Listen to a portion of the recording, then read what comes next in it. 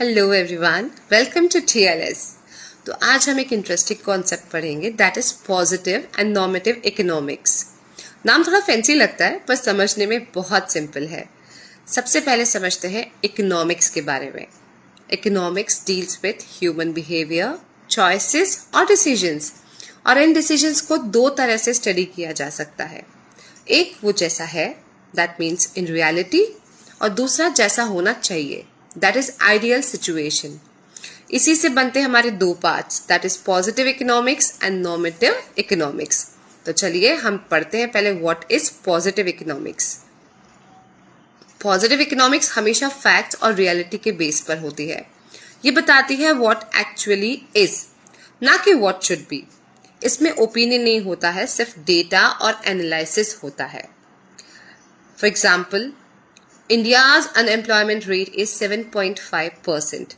ये एक फैक्ट है, वेरीफाई किया जा सकता है। अगर हम डेटा के ऊपर इसको वेरीफाई करने जाएंगे it can be verified.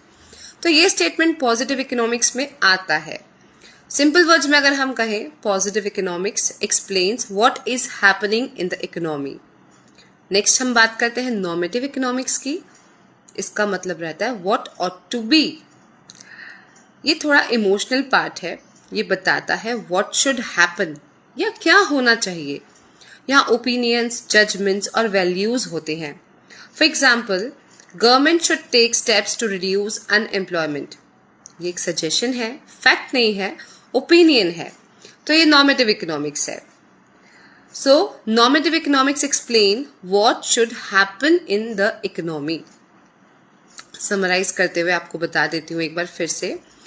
Positive economics मतलब datas based on facts and reality, and normative economics मतलब हमारे opinion, suggestion, values, all things are normative economics.